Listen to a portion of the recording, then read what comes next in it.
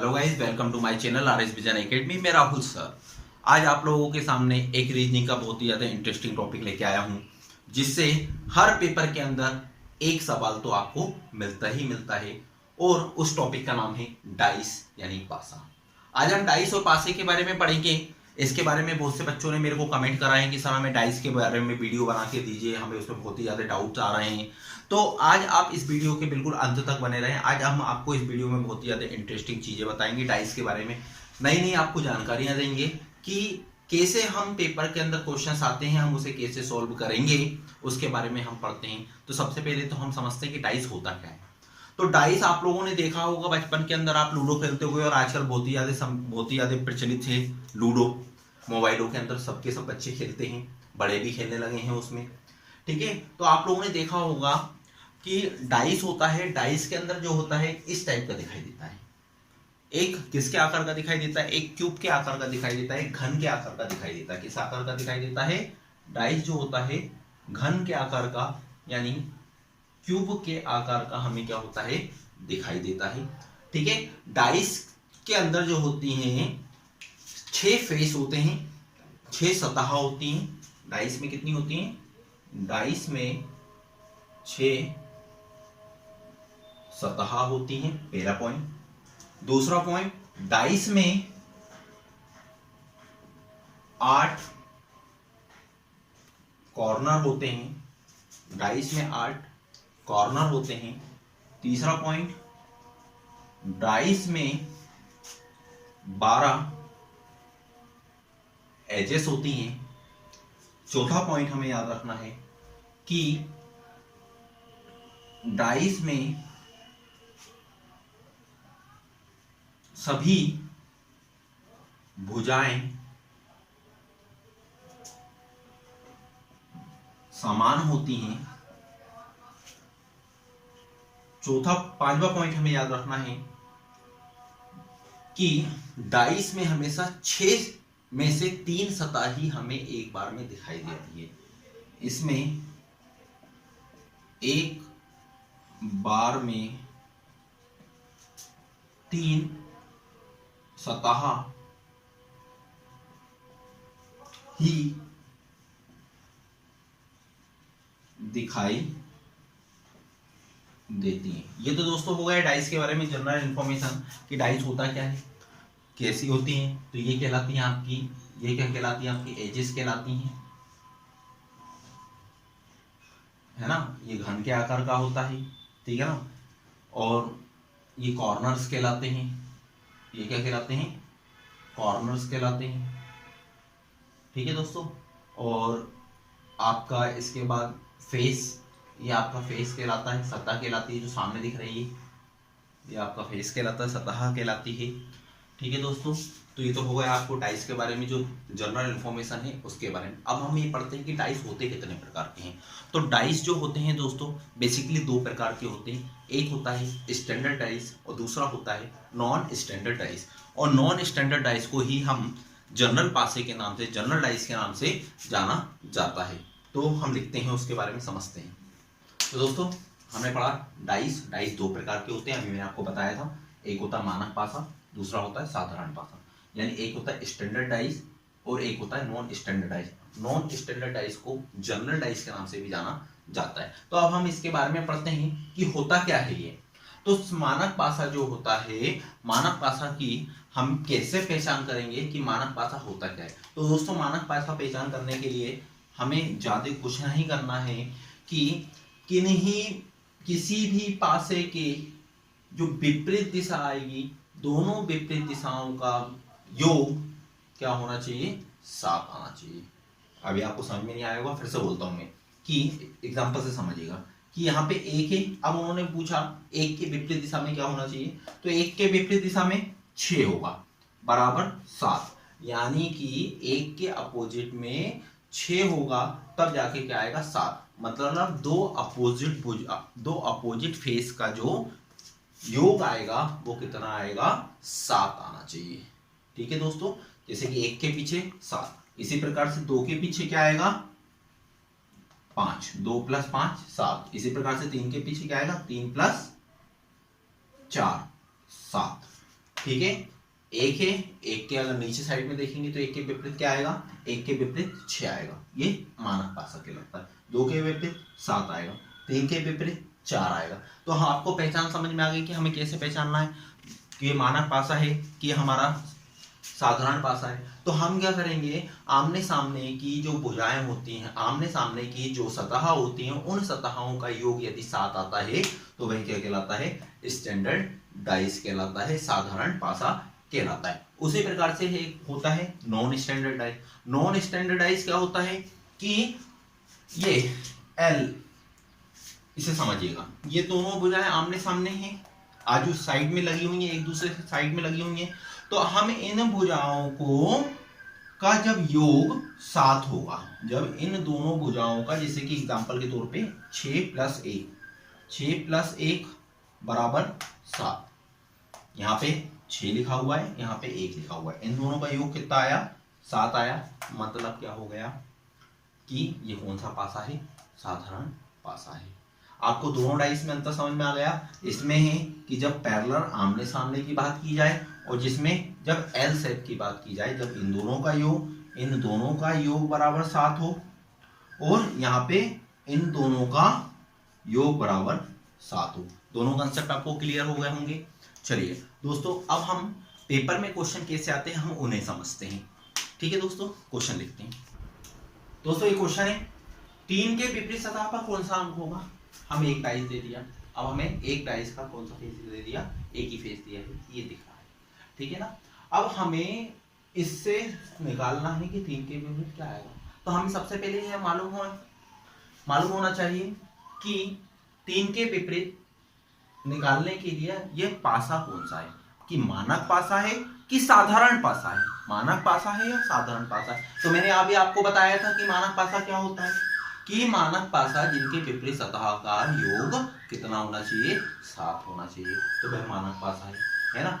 और एक मैंने आपको साधारण पासा के बताया था कि दो आपस की सतहों का योग कितना होना चाहिए, 7 होना चाहिए। सबसे पहले तो हम ये देख लेते हैं, इन दोनों सतहों का योग 7 हो रहा है, 5 और 6 11 नहीं हो रहा, 5 और 3 8 नहीं हो रहा, 6 और 3 9, सबका योग जो हो रहा है 7 से अधिक हो रहा है, 7 से अधिक हो रहा है। मतलब ये कौन सा पासा हो गया आपका, तो ये हो गया आपका मानक पासा। ये पासा कौन सा हो गया आपका, मानक पासा हो गया। जब आपका ये मानक पासा हो गया, तो मानक पासा का मैंने आपको रूल बताया था कि टोटल दो विपरीत सतहों का योग कितना होना चाहिए, 7 होना चाहिए। तो 5 + 2 7, 3 + 4 7, 6 + 1 7। तो हमें क्या पूछा था, 3 के विपरीत क्या होगा, तो 3 के विपरीत क्या होगा, 3 के अपोजिट में क्या आएगा, 4 आएगा। ठीक है दोस्तों, समझ में आया होगा ये वाला क्वेश्चन आपको। चलिए नेक्स्ट क्वेश्चन देखते हैं। सेम, 1 के विपरीत कौन सा अंक होगा। अब 1 के विपरीत सबसे पहले हम वही चेक करेंगे कि मानक पासा है कि साधारण पासा है। तो हमने देखा, सबसे पहले साधारण पासा का रूल देखा, 6 और 1 7 हो रहा है क्या, दोनों का योग 7 हो रहा है, हाँ हो रहा है। तो 6 और 1 7 हो रहा है, यानी कौन सा पासा है, साधारण पासा है। अब ये जब आपका साधारण पासा हो गया, तो आप साधारण पासा का नियम क्या कहता है, कि साधारण पासा का नियम कहता है कि किन्हीं भी दो आजू बाजू की सतहों का योग यदि 7 हो जाता है तो वह साधारण पासा होता है। तो इस बिहाफ पे अब हमसे पूछा 1 के विपरीत में क्या आएगा। अब 1 के विपरीत में ये दोनों तो सामने दिख रहा है 2 और 3। अब 1 के विपरीत में हमारे पास क्या क्या हो सकता है, 1 के विपरीत में आपका 4 भी हो सकता है, आपका 3 भी हो सकता है, और आपका कितना 5 भी हो सकता है। दोस्तों ये आपका आंसर आ जाएगा 1 के विपरीत में, क्योंकि हमारे पास डाइस के अंदर कितने अंक होते हैं, टोटल 6, 1 2 3 4 5 6। अब हमें यहाँ पे क्या क्या दे दिया, 1 हमें दे दिया है, 6 हमें दे दिया है, और हमारे को क्या दे दिया है, 2 भी हमें दे दिया है। तो अब हमारे पास यहाँ पे कितने अंक बच रहे हैं, 4 3 4 5। अब हमारे पास ये अंक बच रहे हैं, लेकिन अब हम इसमें श्योर शॉट नहीं होंगे कि हम कौन सा लगाएं, इसीलिए इसका आंसर किया जाएगा कि 1 के विपरीत में इन तीनों को 3/4/5 के रूप में लिख के हम इसका आंसर दे देंगे। ठीक है दोस्तों, अगला क्वेश्चन दे रहा हूं, उसे आप घर पे करिएगा। तो दोस्तों 4 के विपरीत सतह पे कौन सा अंक होगा, ये क्वेश्चन है। 2 6 4 ये क्वेश्चन जो है आप कॉपी पेन उठाइए और इसे घर पे अभी बैठ के करिए साथ साथ, जब तक मैं आपको दूसरा क्वेश्चन आपकी स्क्रीन पे लिखता हूं। तो दोस्तों अगला क्वेश्चन है आपका, अभी तक हमने एक डाइस के बारे में पढ़ा था कि डाइस जब दिया होता है, डाई का एक फेस हमें दिया होता है तो हम क्या करते हैं, अब एक ही पासा है हमारे पास, उस एक ही पासा के दो अलग अलग हमें क्या बना के दिए गए हैं, पासे दिए गए हैं कि एक तरफ से हम देखेंगे तो हमें ये दिखाई देगा, दूसरी तरफ से देखेंगे तो हमें यह दिखाई देगा। अब हमें क्या करना है, अब हमें इसमें बताना है इस क्वेश्चन में कि एक के विपरीत में क्या आएगा। अब जब हम एक के विपरीत में क्या आएगा, तो इसका मैं आपको बहुत शॉर्ट से ट्रिक बता देता हूं, बहुत बेसिक कंसेप्ट है ये, जिसे आपको समझना है। सबसे पहले तो हम देखेंगे ये पासे का फेस 1, ये फेस 2, एक ही पासा है, एक ही पासे के दो अलग अलग पहलू दिए हुए हैं, ठीक है ना। तो अब हम इसमें देखेंगे कि दोनों में क्या कॉमन है, दोनों में क्या कॉमन है, यहाँ पे आपको एक दिख रहा है, यहाँ पे भी आपको एक कॉमन दिख रहा है। जो भी चीज कॉमन हो, कॉमन को कॉमन के नीचे लिख देना, कॉमन को कॉमन के नीचे लिख देना। अब हम इसे क्लॉकवाइज घुमाएंगे, क्लॉकवाइज से मतलब समझते हो घड़ी की दिशा में घुमाएंगे। अब हमने इसको किस दिशा में घुमाया, घड़ी की दिशा में घुमाया। अब एक के बाद क्या आया यहाँ पे 5, 5 के बाद क्या आया यहाँ पे 6। सेम इसको देखेंगे, एक के बाद क्या आ रहा है 4 और 4 के बाद क्या आ रहा है 3, यानी कि 4 के विपरीत 5 हो गया, 6 के विपरीत 3 हो गया। अब किसी भी डाइस में 6 होते हैं, 1 2 3 4 5 6, 6 अंक होते हैं। अब हमारे पास 4 के विपरीत 5 आ गया, 6 के विपरीत 3 आ गया, अब एक के विपरीत क्या बचा 2। तो अब हमारा इसमें आंसर क्या जाएगा, एक के विपरीत में क्या जाएगा 2। दोस्तों ये हमारा आंसर हो गया, ठीक है दोस्तों। आई होप ये आपको समझ में आया होगा, है ना। और जो मैंने आपको अभी पिछला जो क्वेश्चन दिया है उसका आंसर आप कमेंट बॉक्स में जरूर लिखें। नेक्स्ट क्वेश्चन की ओर चलते हैं दोस्तों। नेक्स्ट क्वेश्चन है आपका, 2 के विपरीत क्या होगा। अब देखिए, चाहे आपको डॉट बने हुए आए, चाहे आपके नंबरिंग लिखी हुई आए, यदि एक डॉट होगा तो आप उसे 1 मानोगे, 2 डॉट होगा तो आप उसे 2 नंबर मानोगे। आपको नंबर मान के ही उसको करना है, ठीक है। डॉट वाले में और नंबर वाले में अंक भी मान के आपको ये करना है कि कौन सा अंक क्या है, ठीक है दोस्तों। तो अब हम क्या करेंगे, 2 के विपरीत क्या होगा, सेम प्रोसीजर। सबसे पहले देखेंगे कॉमन क्या है, किसमें क्या है। तो हमने देखा यहां पर कि 1 नहीं है, यहाँ पे 3 यहाँ पे नहीं है, लेकिन 5 जो है अंक दोनों में कॉमन है। हमें इसमें कॉमन अंक देखना है, कॉमन अंक क्या है। कॉमन अंक हमें यहाँ पे दिख रहा है 5, तो हम क्या करेंगे 5 को कॉमन करके लिख लेंगे दोनों तरफ। अब 5 के बाद दूसरी स्टेप क्या है, हमें क्लॉकवाइज चलाना है। क्लॉकवाइज चलाना है मतलब एक क्लॉक घड़ी की दिशा में, घड़ी कैसे चलती है हमारी, ऐसे चलती है, हमें वो चलाना है। यहां से भी 5 से ही लेना है हमें। अब देखिए 5 के बाद क्या आया 3, 3 के बाद क्या आया 1।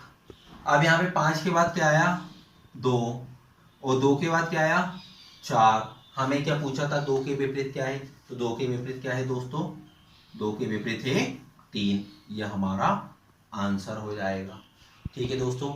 नेक्स्ट देखते हैं क्वेश्चन, बहुत ही ज्यादा आईएमपी क्वेश्चन है एग्जाम के पॉइंट ऑफ व्यू से।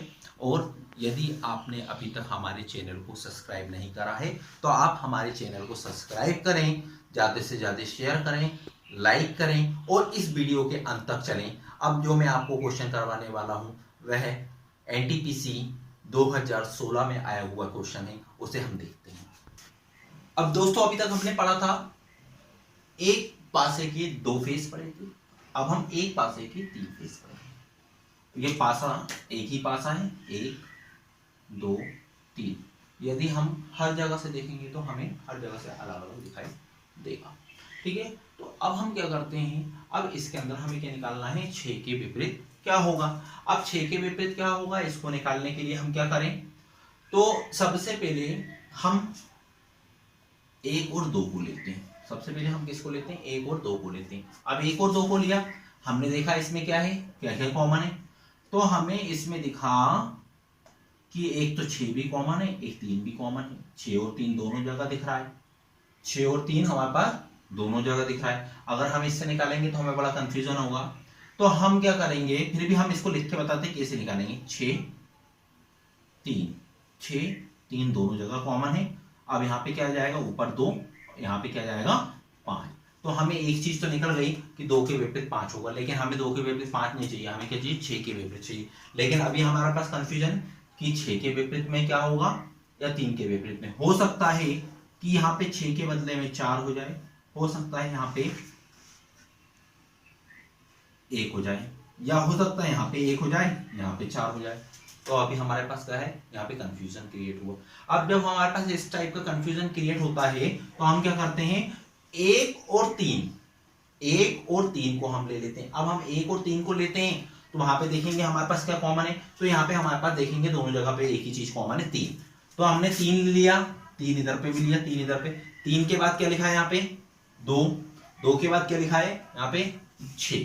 सेम 3 के बाद यहाँ पे क्या है 5, और 5 के बाद क्या है 4।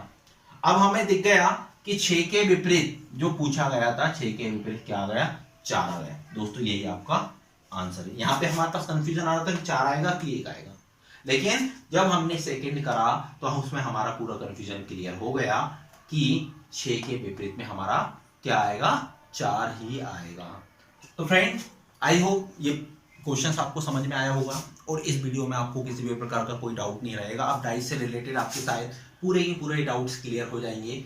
अब हमारा जो इसका पार्ट 2 आएगा, उस पार्ट 2 में हम ओपन डाइस के बारे में बात करेंगे कि ओपन डाइस के जब क्वेश्चंस आते हैं तो उसको हम कैसे सॉल्व करेंगे। तो दोस्तों, इस वीडियो को ज्यादा से ज्यादा शेयर करें, लाइक करें, और यदि आपने हमारे चैनल को अभी तक सब्सक्राइब नहीं किया है तो हमारे चैनल को सब्सक्राइब जरूर करें। Thank you.